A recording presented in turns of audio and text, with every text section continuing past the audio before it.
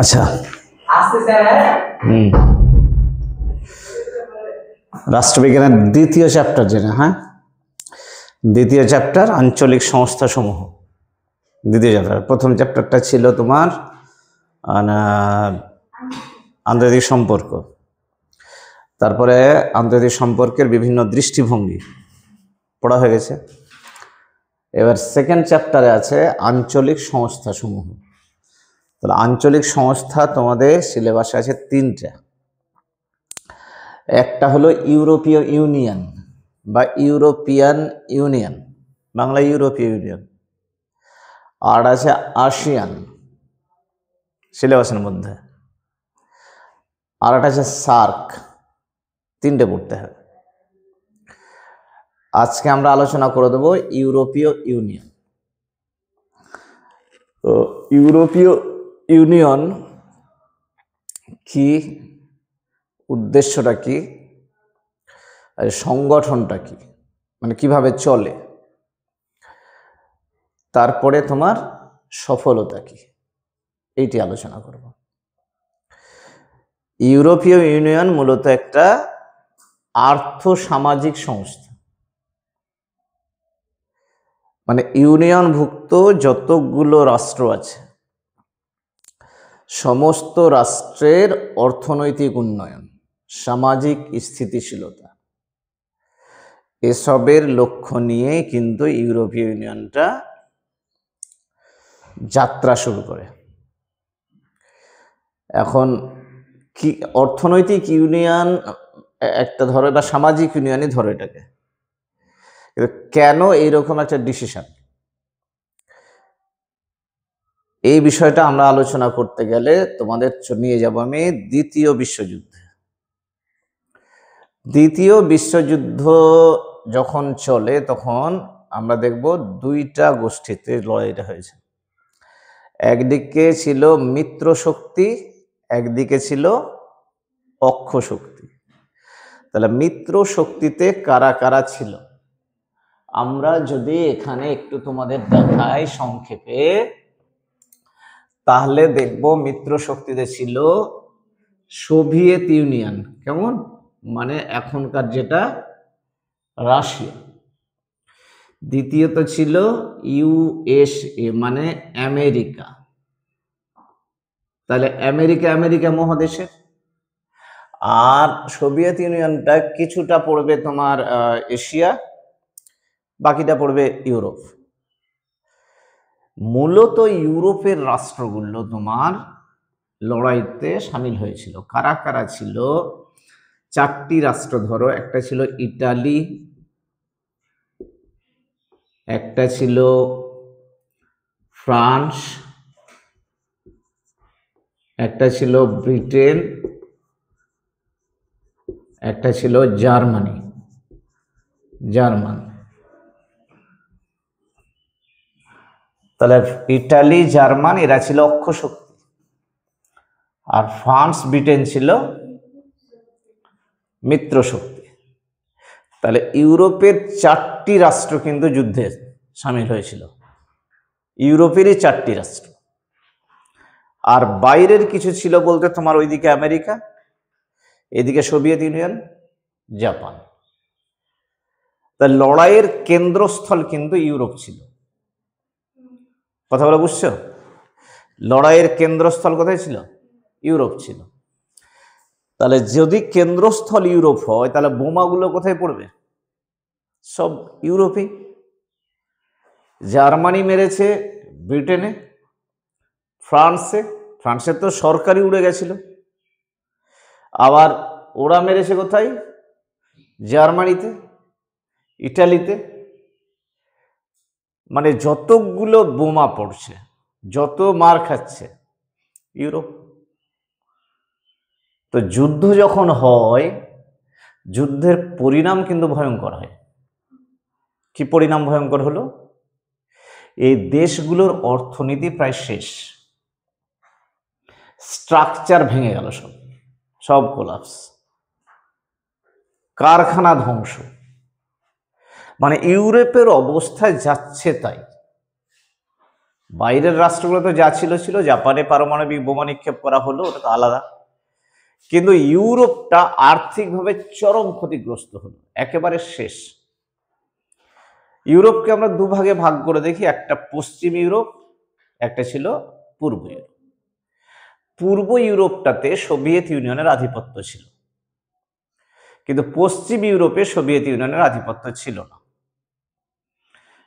যুদ্ধ শেষে দেখা গেল ইউরোপের অর্থনীতি একেবারে কোলাপস, ভেঙে চুর, সব কিছু ধ্বংস হয়ে গেছে, মানবিক বিপর্যয়। এই মুহূর্তে ইউরোপের রাষ্ট্রগুলো ভাবনা চিন্তা করলো যে নতুনভাবে ইউরোপকে দাঁড় করাতে হবে, তা না হলে কোনো উপায় নেই।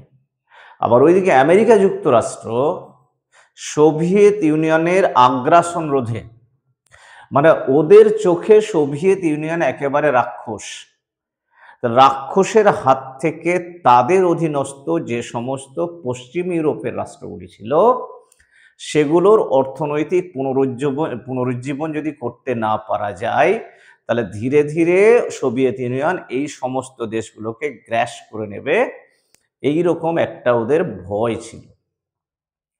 সুতরাং আমেরিকার পররাষ্ট্র সচিব জন মার্শালের নেতৃত্বে প্রথম একটা পরিকল্পনা গ্রহণ করা হয়েছিল, যেটাকে আমরা বলি মার্শাল পরিকল্পনা। অর্থাৎ পশ্চিম ইউরোপের রাষ্ট্রগুলি যে ধ্বংস হয়ে গেছে তাদেরকে টাকা পয়সা দিয়ে আবার দাঁড় করানোর একটা প্রচেষ্টা।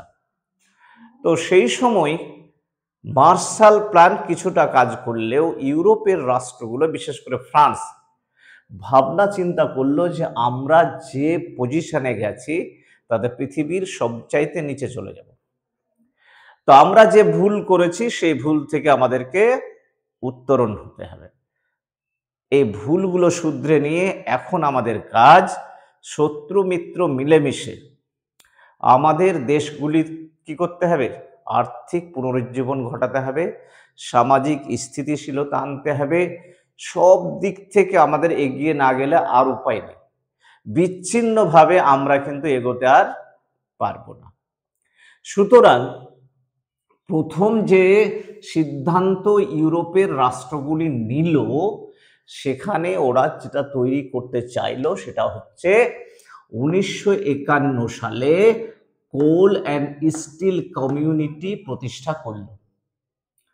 কোল অ্যান্ড স্টিল কমিউনিটি মানে কয়লা এবং স্টিল সম্প্রদায়, এরা প্রথম তৈরি করলো। কতগুলি রাষ্ট্র ছিল ওখানে? 6টি রাষ্ট্র ছিল। 6টি রাষ্ট্র কারা? ফ্রান্সকে এগিয়ে ধরো, ফ্রান্স ছিল, জার্মানি দুভাগ থাকলেও পশ্চিম জার্মানি করা নিল, তাহলে ফ্রান্স এলো, পশ্চিম জার্মানি এলো, নেদারল্যান্ড এলো, ইটালি এলো, লুক্সেমবার্গ এলো। এই সমস্ত রাষ্ট্রগুলি প্রায় 6টি রাষ্ট্র মিলে যেটা করলো, কোল অ্যান্ড স্টিল কমিউনিটি তৈরি করলো। অর্থাৎ এই সমস্ত দেশগুলিতে অবাধে এক জায়গার কয়লা অন্য জায়গায় যাবে, এক জায়গার স্টিল অন্য জায়গায় যাবে, তাহলে রাষ্ট্রের যে ব্যারিকেড সীমান্ত, এটা কিন্তু বাধা হয়ে দাঁড়াবে না। তাহলে বাধা যদি না হয়, যদি মিলেমিশে এক জায়গার পণ্য আরেক জায়গায় রপ্তানি করতে পারি, আর ঠিক আছে অন্য জায়গার পণ্য এখানে আমদানি করতে পারি, কোনো বাধা নেই, সীমান্ত শুল্ক নেই, কাস্টম নেই, তাহলে দেখো একে অপরে মিলেমিশে কিন্তু সবাই এগিয়ে যেতে পারবে। এই বুদ্ধিটাই ওরা করলে এবং এইভাবে শুরু হলো ওদের প্রথম মিলিজুলি ব্যবসা। অর্থনৈতিক উন্নয়নের প্রথম প্রয়াস, সেটাকে আমরা বলছি 1951 সালে হলো কোল অ্যান্ড স্টিল কমিউনিটি। কিছুদিন পর এই রাষ্ট্রগুলি আরো এগোতে চাইল যে আমরা শুধু এইটুকুর মধ্যে আর সীমাবদ্ধ থাকবো না, আমরা অন্যান্য পণ্যদ্রব্য আমদানি রপ্তানি করব, একজন আরেক জায়গাতে ব্যবসা বাণিজ্য করব, এইভাবে দেশটাকে আমরা কি করব, আরো এগিয়ে নিয়ে যাব। দেশ তো নয়, দেশগুলির সংঘ, অনেকগুলো দেশের ওরা একটা সংঘ তৈরি করবে। যেমন এখানে ধরো ভারত, পাকিস্তান, বাংলা, শ্রীলঙ্কা, ভুটান, নেপাল এগুলো আছে কিনা, একটা দেশ থেকে আর একটা দেশে তুমি যেতে পারবে না, একটা দেশ থেকে কোনো পণ্য অন্য দেশে সহজে পৌঁছাতে পারবে না, কারণ সীমান্ত ব্যারিকেড আছে, সীমান্তে পুলিশ ফোর্স, সরি বিএসএফ আছে, ওদের বিজিবি আছে, আরো বিভিন্ন দেশের আছে, পাকিস্তানের রেঞ্জার্স আছে, এরা তোমায় যেতে দেবে না সহজে। কিন্তু ইউরোপে ওরা যেটা করলো, কোনো বাধা থাকবে না, অবাধে অনায়াসে আসা যাওয়া করবে, ব্যবসা বাণিজ্য করবে। প্রত্যেকটা রাষ্ট্র যেন তার যে নিজস্ব ব্যারিকেড সেটা খুলে দিয়েছে অন্য রাষ্ট্রের জনগণের কাছে, যাতে করে কি আমরা মিলে জুলে সবাই যেন উন্নতি করতে পারি। এই রকম করে ওটাকে আমরা বলছি ইউরোপিয়ান ইউনিয়ন। মানে ইউরোপের সমস্ত রাষ্ট্রগুলি ঐক্যবদ্ধভাবে মিলে জুলে উন্নয়নের লক্ষ্য নির্ধারণ করতে গিয়ে ওরা আরো একটা সংস্থা বানিয়ে নিল, সেটা হচ্ছে ইইসি, ইউরোপিয়ান ইকোনমিক কমিউনিটি, দ্বিতীয় ধাপে। তারপর ওদের মধ্যে আলোচনা হলো, ওরা বুঝতে পারলো যে না ভালোই তো এগোচ্ছে, এভাবে যদি আমরা এগোতে পারি তাহলে ভবিষ্যতে অন্যান্য রাষ্ট্রগুলোর কাছে আমরা কিন্তু আর অবজ্ঞার পাত্র হব না, যুদ্ধের বিভীষিকা আমরা ভুলে আবার নিজের পায়ে দাঁড়াতে পারবো যদি আমরা ঐক্যবদ্ধভাবে ব্যবসা বাণিজ্য করি, চলাচল করি। তাহলে নিজেদের মধ্যে যুদ্ধ যেন ভবিষ্যতে আর না হয়, এমনই একটা পরিকল্পনা গ্রহণ করলেন কারা? ইউরোপিয়ান ওই রাষ্ট্রগুলো। পরবর্তীকালে আরো উন্নত স্তরে গিয়ে পৌঁছে গেল। কি হলো? সেটা হলো 1992 সালে ইইউ মানে ইউরোপিয়ান ইউনিয়ন এইটা প্রতিষ্ঠা করলো, মানে ম্যাস্ট্রিক্ট বলে একটা জায়গা, সেখানে বসে ওরা চুক্তি করলো, রাষ্ট্রগুলো চুক্তি করলো, চুক্তি করে নিজেদের মধ্যে যে সংঘটা তৈরি করলো তার নাম হলো ইউরোপিয়ান ইউনিয়ন, যেটা তোমাদের সিলেবাসের মধ্যে আছে। তাহলে ইউরোপিয়ান ইউনিয়ন তৈরির আগ মুহূর্তগুলো আমরা দেখালাম, ব্যাকগ্রাউন্ডটা দেখালাম, এবং শেষে তৈরি হলো ইউরোপিয়ান ইউনিয়ন। 1993 সালে ইউরোপীয় ইউনিয়ন তার কাজ শুরু করল। 92-এ ম্যাস্ট্রিক্ট চুক্তি স্বাক্ষরিত হওয়ার পরে 93 থেকে কিন্তু কার্যকরী হলো। কোনটা কার্যকরী হলো?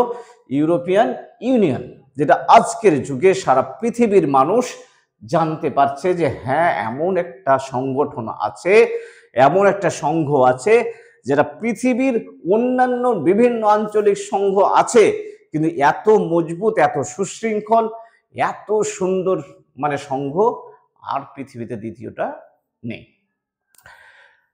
এখন প্রশ্ন হলো, এই যে কার্যকরী হলো, এটা শুরু হয়ে গেল, তো শুরু যে হয়ে গেল, উদ্দেশ্য কি ছিল? কোন কোন উদ্দেশ্য নিয়ে ইউরোপিয়ান ইউনিয়ন তার যাত্রা শুরু করলো? তাহলে ইউরোপিয়ান ইউনিয়ন যে যাত্রা শুরু করলো তার উদ্দেশ্য কি, আমরা সেখানে একটা একটা করে উল্লেখ করেছি। প্রথম বলেছি সুষম স্ববহনক্ষম উন্নয়ন। কাদের মধ্যে? যারা এই সংঘের সদস্য রাষ্ট্র তারা। তাহলে এই সংঘে কি একটি রাষ্ট্র আছে? অনেকগুলো রাষ্ট্র মিলে। আমরা যদি এমন সুন্দর একটা সংঘ তৈরি করতে পারতাম, তাহলে এলাকার সমস্ত রাষ্ট্রের উন্নয়ন হতো, সমস্ত জনগণের উন্নয়ন হতো। আমাদের সংগঠনটা আছে সার্ক, কিন্তু ইউরোপীয় ইউনিয়নের মতন কার্যকরী নয়। ঠিক আছে, ওরা যতটা অ্যাডভান্স, আমরা কিন্তু অতটা হতে পারিনি, নামেই থেকে গেছে খাতা কাগজ কলম।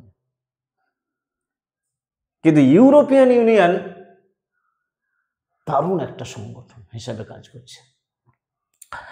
তাহলে সুষম যে রাষ্ট্রগুলো আছে, হ্যাঁ কতগুলো রাষ্ট্র আছে? 6টিতে শুরু হয়েছিল, কিন্তু আজকে আছে কতটি? ছিল মানে তৈরি হয়ে গেছিল 28, বর্তমানে 27। 27 থেকে 28 থেকে 27 কেন নামলো?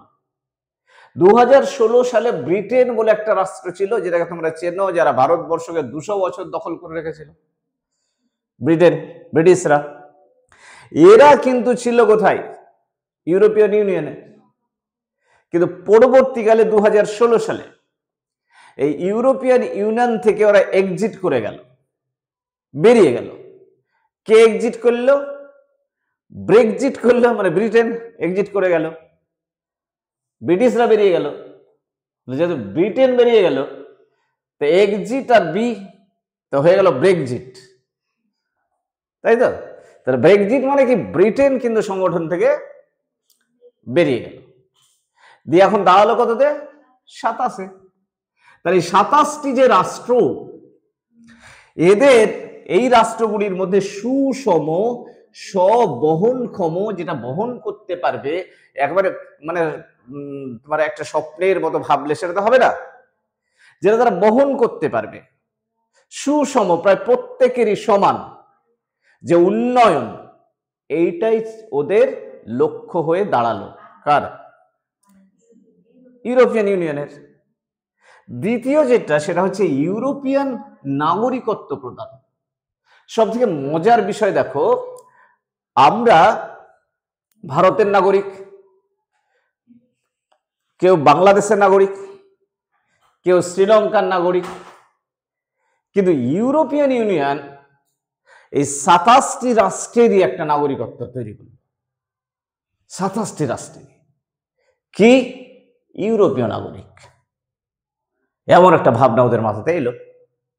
তাহলে এটা একটা উদাহরণ, মানে উদ্দেশ্য, যে ওরা কতটা ঐক্যবদ্ধ হতে পেরেছে, যে ওরা ইউরোপিয়ান নাগরিকত্ব প্রদান করার উদ্দেশ্যে কাজ করতে শুরু করলো। তৃতীয় এটা কি হয়েছে? স্বাধীনতা ও নিরাপত্তার পরিবেশ। স্বাধীনতা ও নিরাপত্তার পরিবেশ তৈরি করতে হবে কোথায়? গোটা ইউরোপে। ইউরোপ একটা মহাদেশ, গোটা মহাদেশে তৈরি করতে হবে স্বাধীনতা নিরাপত্তার পরিবেশ। কিরকম স্বাধীনতা? ইউরোপের প্রত্যেকটি রাষ্ট্রের নাগরিক প্রত্যেকটি রাষ্ট্রতে স্বাধীনভাবে চলাফেরা করবে, স্বাধীন চলাফেরা করবে, কোনো পাসপোর্ট ভিসা ছাড়াই। আমাদের সেই ক্ষমতা নেই এশিয়ার রাষ্ট্রগুলোর। অন্য কোনো রাষ্ট্রে যদি যাও, তা তুমি তো বর্ডারেই মার খেয়ে মরবা, কোনো মতেই যেতে দেবে না। যদি তুমি পাসপোর্ট ভিসা করে যাও, তাহলে যে দেশের করবা সে দেশে যাওয়া। কিন্তু ইউরোপে গোটা ইউরোপ স্বাধীনভাবে পরিভ্রমণ করবে, কোনো রকমের হ্যারাসমেন্ট নেই, কোনো রকমের কিছু নেই। এরকম একটা পরিবেশ ওরা তৈরি করেছে। আবার গোটা ইউরোপে যে ঘুরবে, নিরাপত্তারও ব্যবস্থা করা আছে, ভয় ভীতিহীন ভাবে চলাফেরা করবে। ওখানে পুলিশি হ্যারাসমেন্ট নেই, পাবলিক হ্যারাসমেন্ট হলে ওখানকার পুলিশের লক্ষ্য রাখবে।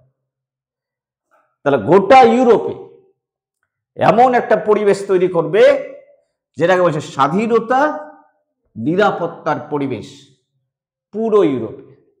তবেই তো দেশগুলি এগোবে।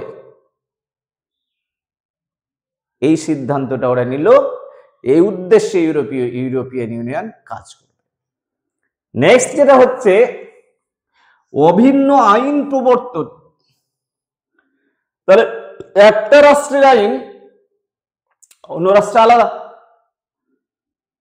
কিন্তু ইউরোপিয়ান ইউনিয়ন ভাবলো যে যদি সারা ইউরোপে একই রকম আইন তৈরি করা যায়,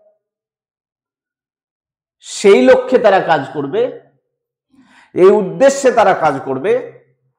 এ নিয়ে তৈরি করা হলো কি ইউরোপিয়ান ইউনিয়ন। তাহলে দেখো, যে উদ্দেশ্যগুলো এখানে বর্ণনা করা হয়েছে, সবই কিন্তু অর্থনৈতিক ক্ষেত্রে উন্নয়নের মানে কাজে আসবে, সামাজিক স্থিতিশীলতায় কাজে আসবে, মানবাধিকারের লক্ষ্যে কাজে আসবে।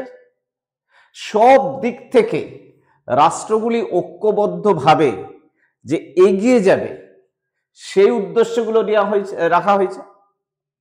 এই যে ইউরোপিয়ান ইউনিয়ন, এটা যে কাজ করবে, এর জন্য তো কিছু সংগঠন লাগবে, কোনো কিছুই তো হাওয়ায় ভেসে চলবে না। তো এরা বিভিন্ন ধরনের সংগঠন তৈরি করেছে যাতে এটা কার্যকরী হয়। কি কি সংগঠনগুলো তৈরি করেছে লেখার তো জায়গা নেই, ফাঁকাটুকু এটুকু রেখেছি।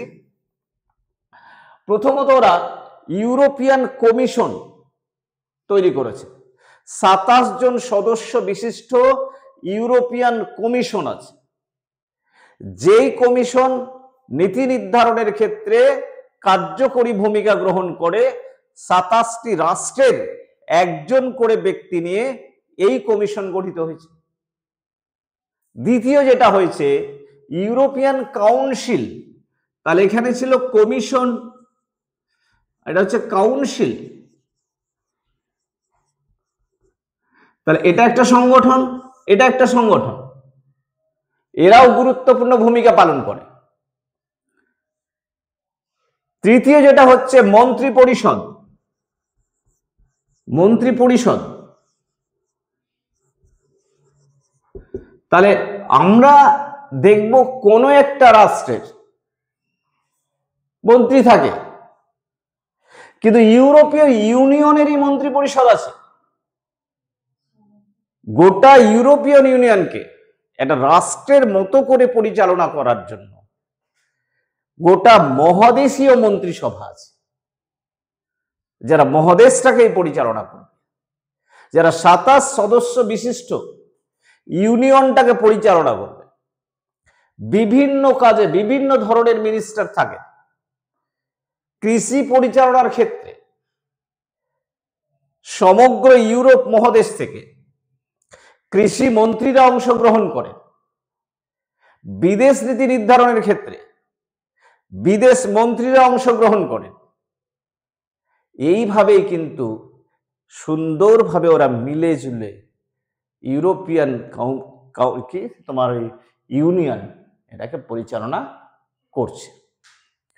আর এটা হচ্ছে ইউরোপিয়ান পার্লামেন্ট। প্রত্যক্ষ নির্বাচনের মাধ্যমে ইউনিয়নের সদস্য রাষ্ট্রগুলো ইউরোপিয়ান পার্লামেন্টের সদস্যদের নির্বাচন করে, যারা সমগ্র ইউরোপিয়ান ইউনিয়নের সদস্য রাষ্ট্রগুলির জন্য আইন প্রস্তুত করে, আইন প্রণয়ন করে। তাহলে এগুলোকে আমরা বলতে পারি সাংগঠনিক কাঠামো। তাহলে এটা হলো ইউরোপিয়ান পার্লামেন্ট। তাহলে কি কি পেয়ে গেল?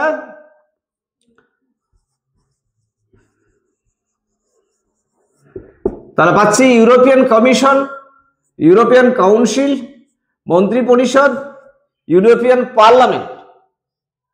বিভিন্ন রাষ্ট্রে হলেও এমন ভাবে সংগঠন তৈরি করা আছে যেন মনে হচ্ছে একটি মাত্র রাষ্ট্র, মনে হচ্ছে একটি রাষ্ট্র, কিন্তু আদতে এরা একটি রাষ্ট্র নয়। আবার রাজ্যগুলির সমাহারও নয়, রাষ্ট্রের সমাহার। আমাদের ভারতবর্ষে যেমন বিভিন্ন রাজ্য নিয়ে দেশ হয়েছে, কিন্তু ওই ইউনিয়ন যেটা হয়েছে ইউরোপিয়ান, বিভিন্ন রাষ্ট্র মিলে হয়েছে। স্বাধীন সার্বভৌম রাষ্ট্র সার্বভৌমত্ব বিসর্জন না দিয়েও তারা ঐক্যবদ্ধ রয়েছে। এবার আমরা যদি সফলতা দেখি যে ইউরোপিয়ান ইউনিয়ন এ পর্যন্ত কোথায় কোথায় সফলতা পেয়েছে, তো কোথায় কোথায় সফলতা পেয়েছে আমরা একটু দেখি, আমরা সংক্ষেপে লিখে রেখেছি। প্রথমত দেখো, সাফল্য হচ্ছে অভিন্ন মুদ্রা। ইউরোপের ওই রাষ্ট্রগুলির মধ্যে এমন একটা মুদ্রা চালু করেছে যে মুদ্রাটা ওই রাষ্ট্রগুলোর সব রাষ্ট্রে কার্যকরী। আমাদের এশিয়া মহাদেশে যে মুদ্রা আছে, ধরো আমাদের ভারতবর্ষের রুপি, বাংলাদেশ টাকা, চীনের এক ধরনের তোমার মুদ্রা, তো এক দেশের মুদ্রা অন্য দেশের সহজে তুমি ভাঙাতে পারবে না। হোটেলে খেলা, তুমি যখন ইন্ডিয়ান টাকা দিবা তখন ওরা নেবে না। আবার ধরো বাংলাদেশের কোনো মানুষ যদি বাংলাদেশের টাকা দেয় তুমি তো হোটেলে ভাত খেতে দিবা না। কিন্তু ইউরোপ যেটা করলো সেটা হচ্ছে অভিন্ন মুদ্রা। এই 27টি রাষ্ট্রের যে কোনো দেশে গিয়ে এই মুদ্রা ভাঙাতে পারবে। 2002 সালে এই মুদ্রা চালু হয়েছে। তাহলে অর্থনৈতিক উন্নয়নের ক্ষেত্রে কত বড় একটা পদক্ষেপ গ্রহণ করেছে কারা? European union. এই মুদ্রাটার নাম জানো? জানো না? এর নাম হচ্ছে ইউরো। এটার নাম হচ্ছে ইউরো মুদ্রা। ইউরো সমগ্র ইউরোপে এটা চলবে। এবং আজকে এই মুদ্রা একেবারে ডলারের কাছাকাছি। পৃথিবীর প্রায় মানুষই জানে ডলার কি জিনিস। আমেরিকান মুদ্রা ডলার, মানুষ কিন্তু ডলারে টাকা ভাঙায়। বিদেশে গেলে তোমার হাতে কি থাকতে হবে? ডলার থাকতে হবে। আমার দেশের টাকা আমি নিয়ে ঘুরতে পারবো না, ঘুরলেও কার্যকরী হয় না তেমন, কিন্তু ডলার খুব কার্যকরী। ডলারের কাছাকাছি পৌঁছে গেল কোনটা? ইউরো। কিসের শক্তি? একতাই বল। 27টি রাষ্ট্র একতা হয়ে যখন তাদের এই মুদ্রা তৈরি করলো এবং পেছনে ওই 27টি রাষ্ট্র রইল, এই মুদ্রার তো দাম বাড়বে। দ্বিতীয় যেটা হলো অভিন্ন বাজার। কোনো একটা পণ্য উৎপাদনের পর যে কোনো বাজারে বিক্রি করতে পারো, তোমার জন্য উন্মুক্ত বাজার খোলা থাকে, তাহলে তো ব্যবসা করে বেশ মজা। আমার উৎপাদিত পণ্য যদি আমি পৃথিবীর যে কোনো মার্কেটে পৌঁছে দিতে পারি এবং একই মুদ্রায় পৌঁছে দিতে পারি, কোনো তোমার কাস্টমস বা তোমার মাঝে মাঝে শুল্ক লাগবে না, তো ব্যবসায় উন্নতি হবে। তো সমগ্র ইউরোপটাকে ওরা অভিন্ন বাজার তৈরি করল। ইটালির কোনো ব্যবসায়ী জার্মানিতে গিয়ে ব্যবসা করতে পারবে। জার্মানিতে উৎপাদিত পণ্য ওরা সে লুক্সেমবার্গে বিক্রি করবে। সমগ্র ইউরোপ তাদের অবাধ চলাচলের একটা জায়গা। সমগ্র ইউরোপ অবাধ বাণিজ্যের জায়গা। সমগ্র ইউরোপের যে কোনো জায়গায় বসবাসের অধিকার পেয়ে গেছে। সমগ্র ইউরোপের যে কোনো জায়গায় পণ্য উৎপাদন করে যে কোনো জায়গায় বিক্রি করার অধিকার পেয়েছে। কি সুন্দর একটা সংগঠন ওরা তৈরি করতে পেরেছে। তাহলে বাজারটা শুধুমাত্র রাষ্ট্রের সীমানা কেন্দ্রিক আর নেই, সারা ইউরোপেই বাজার। রাষ্ট্রের সীমানার বাধা নয়। কোথায়? ইউরোপীয় ইউনিয়নে। নেক্সট যেটা করেছে রাজনৈতিক কূটনৈতিক ভূমিকা। রাজনৈতিক কূটনৈতিক ভূমিকা কেমন? দেখো, যখন ইউরোপীয় ইউনিয়নে ব্রিটেনের মতন একটা দেশ, ব্রিটেন ফ্রান্স, দুটি দেশ জাতিসংঘের নিরাপত্তা পরিষদের সদস্য। এরা কোত্থেকে? ইউরোপিয়ান ইউনিয়ন থেকে। তাহলে জাতিসংঘে কোনো ডিসিশন যখন তৈরি করা হবে তখন পারমাণবিক বোমা সমৃদ্ধ শক্তিশালী এই দুই রাষ্ট্র যদি কোনো পক্ষে দাঁড়ায়, তাহলে জাতিসংঘের বা জাতিপুঞ্জের সিদ্ধান্ত গ্রহণ প্রক্রিয়াকে কিন্তু চেঞ্জ করে দিতে পারে। পৃথিবীতে যে কোনো সিদ্ধান্ত গ্রহণে ইউরোপিয়ান ইউনিয়নের ব্যাপক ভূমিকা কিন্তু আছে। মাঝে মাঝে আমেরিকা যুক্তরাষ্ট্রেরও সিদ্ধান্তকে নিজেদের পক্ষে বা নিজেদের মতো করে ব্যবহার করে নিতে পারে কারা? ইউরোপিয়ান রাষ্ট্রগুলি বা ইউরোপিয়ান ইউনিয়ন। এটাকেই বলা হচ্ছে রাজনৈতিক এবং কূটনৈতিক ভূমিকা। পৃথিবীর প্রত্যেকটা রাষ্ট্র ইউরোপিয়ান ইউনিয়নের সিদ্ধান্তকে সমীহ করে চলতে বাধ্য হয়। কেন সমীহ করে? একতাই বল, অর্থনৈতিক দিক থেকে সমৃদ্ধ, সামরিক দিক থেকে সমৃদ্ধ, সব দিক থেকে সমৃদ্ধ, জ্ঞানের দিক থেকেও তো সমৃদ্ধ। সুতরাং ইউরোপীয় ইউনিয়নের রাজনৈতিক এবং কূটনৈতিক ভূমিকা অস্বীকার করা যায় না। নেক্সটে সামরিক ভূমিকা। সামরিক ক্ষেত্রেও ইউরোপীয় ইউনিয়ন অত্যন্ত শক্তিশালী। কেন শক্তিশালী? আগেই বলেছি, ব্রিটেন ফ্রান্স পারমাণবিক বোমার অধিকারী। ব্রিটেন ফ্রান্স মিলিটারি দিক থেকে শক্তিশালী, সাথে যখন আরো 25টি দেশ একযোগে আছে তখন মিলিটারি সামরিক পাওয়ারের দিক থেকে কতটা এগিয়ে থাকতে পারে, এটা একটা ভাবনার বিষয়। সুতরাং মিলিটারির দিক থেকে যে ভূমিকা, এরা অনেক সময় আমেরিকা যুক্তরাষ্ট্রের পেছনেই যায়। তাহলে আমেরিকার পেছনে যদি ইউরোপিয়ান ইউনিয়নের রাষ্ট্রগুলি থাকে তাহলে ও তো মস্তানি করবে।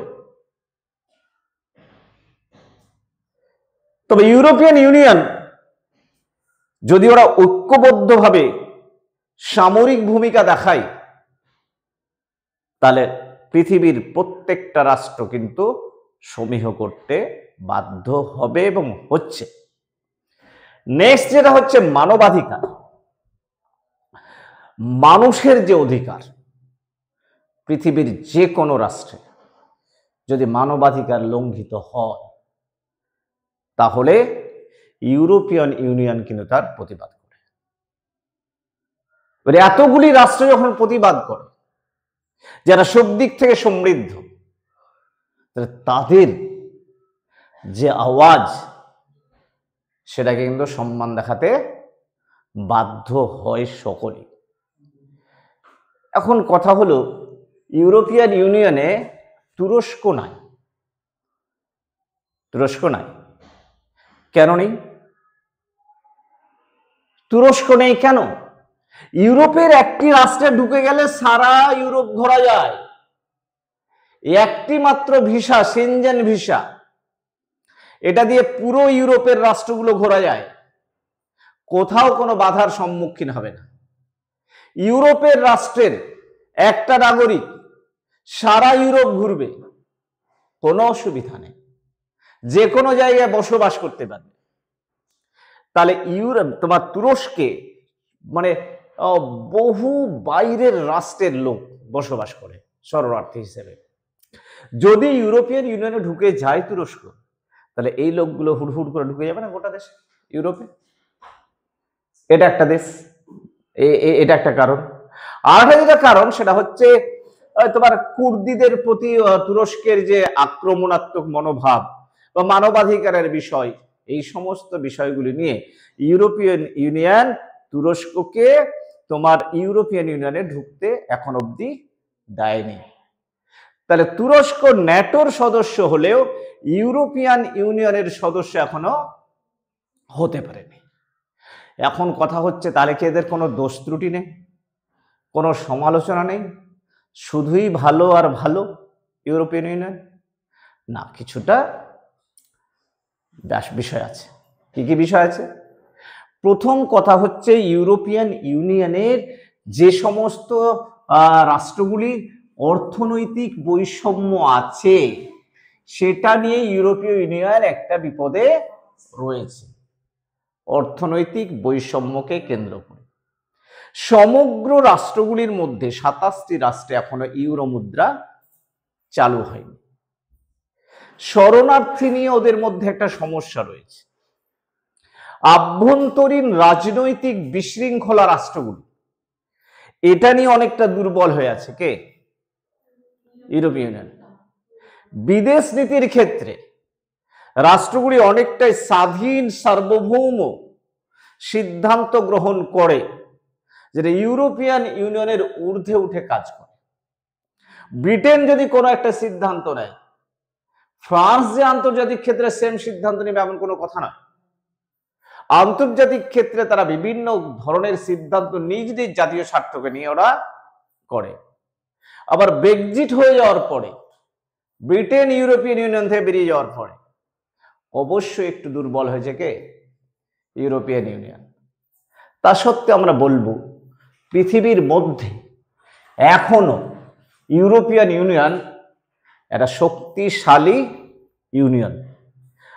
নানান ধরনের পৃথিবীর মধ্যে তোমার রাষ্ট্রের মধ্যে সংঘ তৈরি করা হয়েছে, রাষ্ট্রগুলিকে নিয়ে আঞ্চলিক সংস্থা গঠন করা হয়েছে, কিন্তু ইউরোপিয়ান ইউনিয়নের মতো শক্তিশালী কোনোটাই না। ঠিক আছে, থাক।